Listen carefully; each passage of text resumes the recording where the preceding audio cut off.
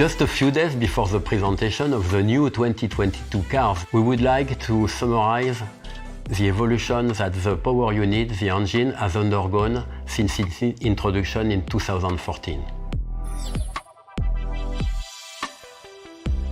Since 2014, the rules and the way to develop the power unit has been completely changed. Before, the game of the motorist of Formula One was to put as much air as possible in the engine, to then put as much fuel as possible, and this amount of fuel that you would put in the engine would allow to gain power and gain every year some more power, and the rest was done on that. In 2014, the FIA made us the proposal to the manufacturer to change the game, and they decided, okay, now guys, we are going to change completely the figure. We are going to impose the amount of fuel that is going into the engine, and your job will be to do the best use of this fuel, to burn as much as possible this fuel with a very high efficiency, and then the rest will be on technologies that are related to what we want for the future of automotive.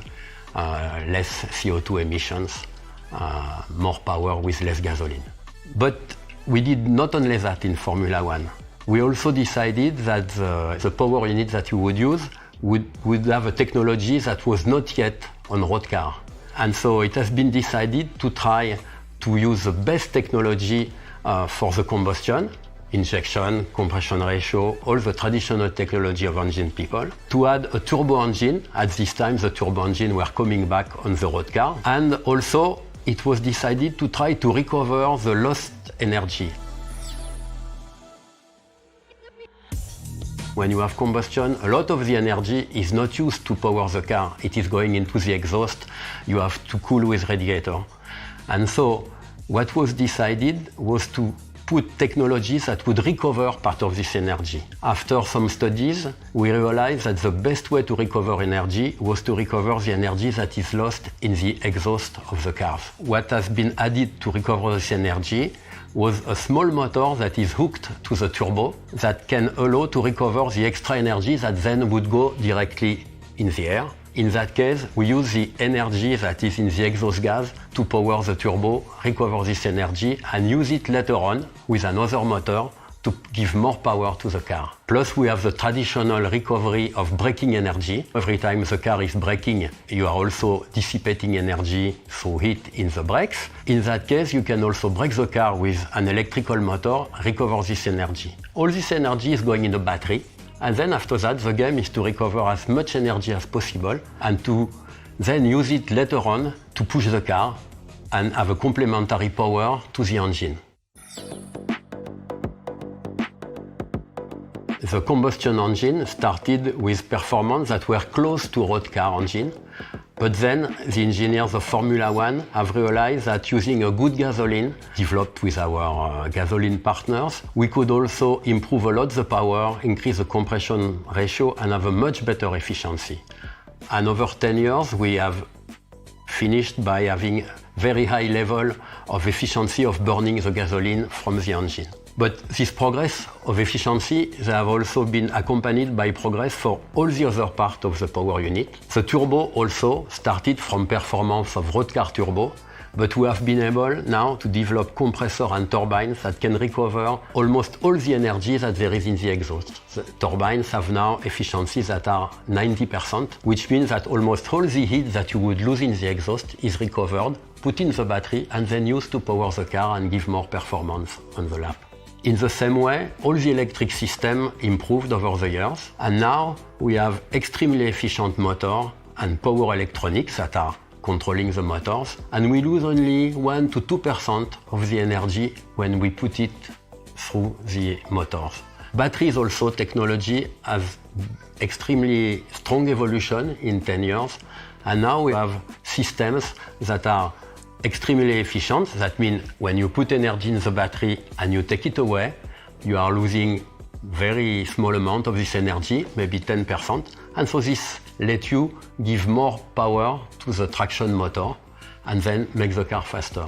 So where are we now and where do we go? What we have seen after 8 years of development of this new power unit is that the efficiency out of the gasoline, meaning the energy you can recover when you burn the gasoline, when you recover it, has gone from 30%, the number we had in 2013, to now more than 50%. So it's a tremendous improvement because this type of efficiency, you can very rarely find it in combustion process, maybe in some static combustion devices, but not on cars. What will be the evolution of this? With the FIA and all the manufacturers, we have decided to continue this route toward a more sustainable technology in Formula One. And what we try to do now is to increase the electric power, all the recovery sources that we can have as compared to the amount of gasoline. So in the future, in Formula One, we will keep this game of having less gasoline and trying to extract as much power as we can, as much energy, and we will increase the possibility of having electric power to reach numbers like 50% of energy from the engine and 50% of energy from the hybrid system, the electric system that will be in phase with the technology development we have with road car.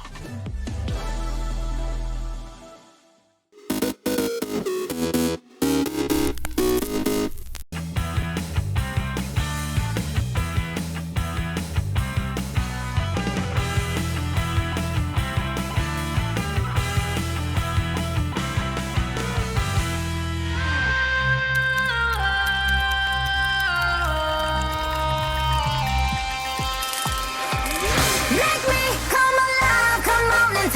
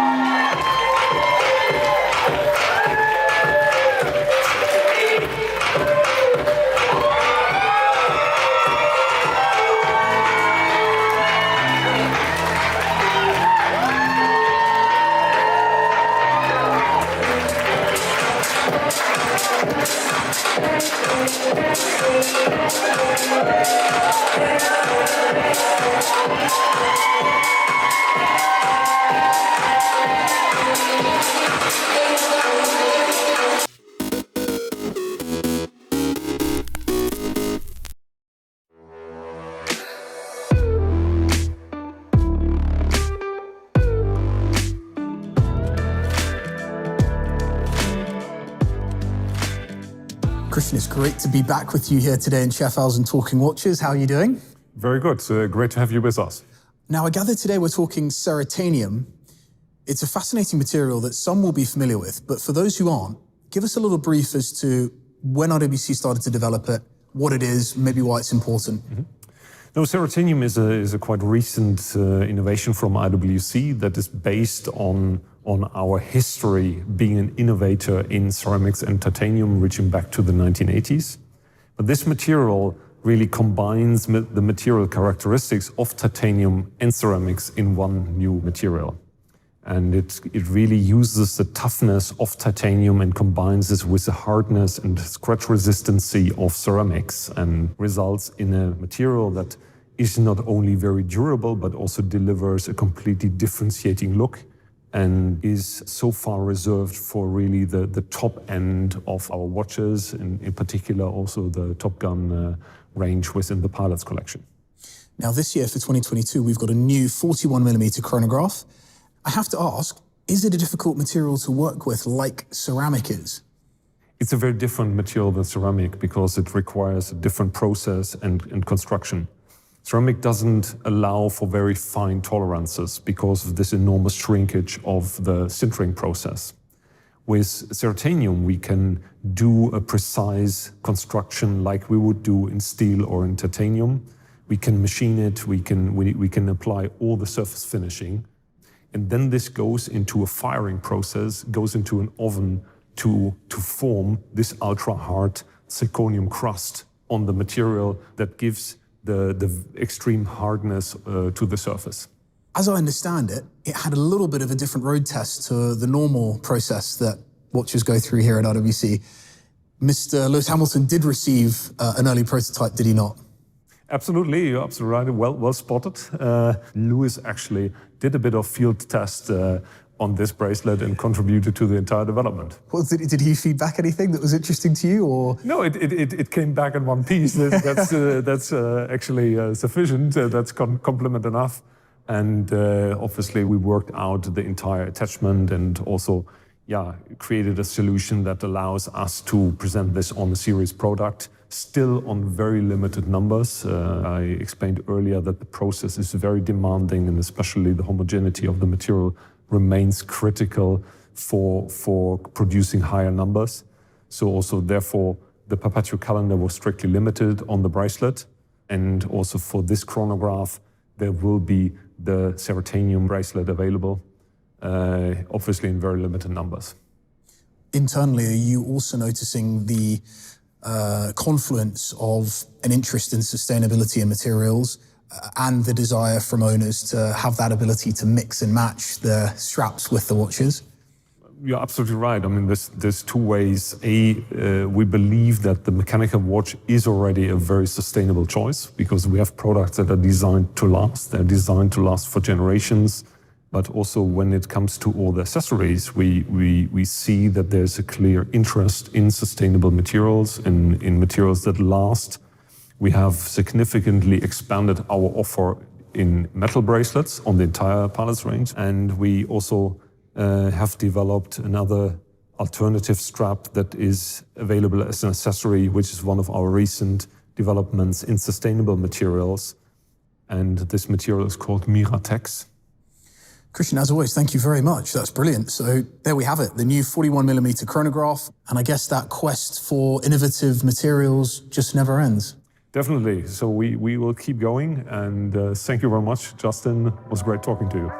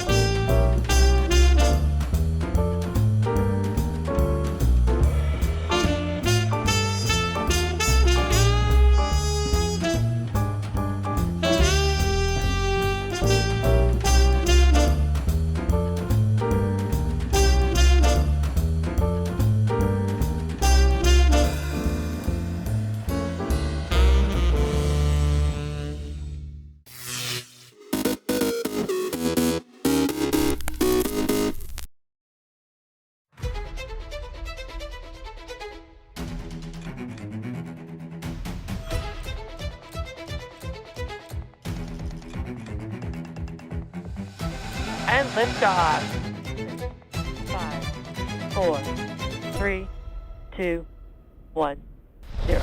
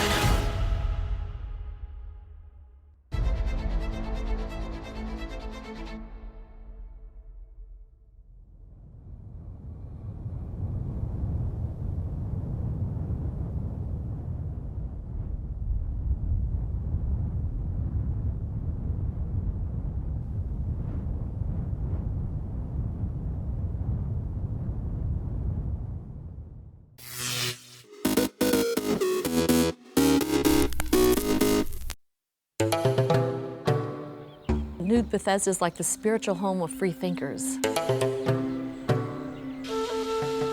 It's a sort of vast landscape that's almost biblical in magnitude. The harshness of it makes you a much more thoughtful and spiritual person. It's almost an oasis for people who are innovative in their thinking.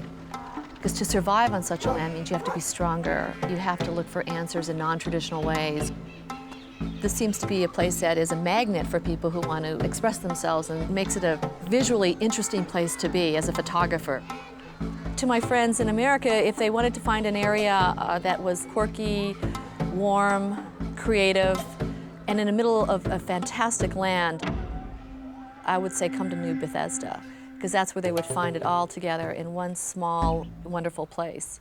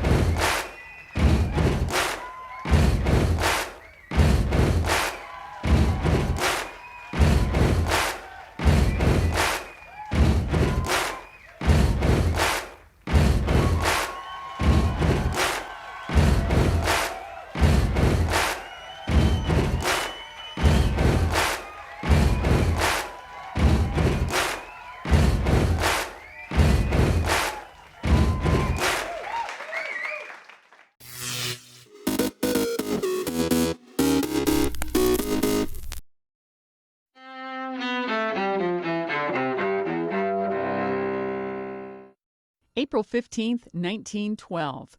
Just hours after hitting an iceberg, the Titanic sinks off the coast of Newfoundland. About 1,500 people on board the British luxury liner perish in the waters of the icy North Atlantic. 1865. President Abraham Lincoln dies in Washington, hours after John Wilkes Booth shoots and mortally wounds him at Ford's Theater.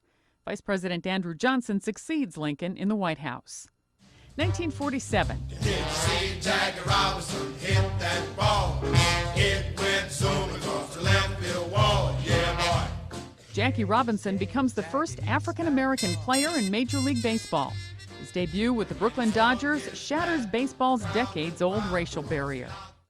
1986, the United States launches an air raid against Libya in response to the bombing of a disco in what's then West Berlin, Germany. Libya says 37 people, mostly civilians, are killed in the raid. 1998, Pol Pot, leader of Cambodia's Khmer Rouge, dies of natural causes along the border with Thailand at age 73. He evades prosecution for the deaths of 2 million Cambodians under his brutal regime during the 1970s.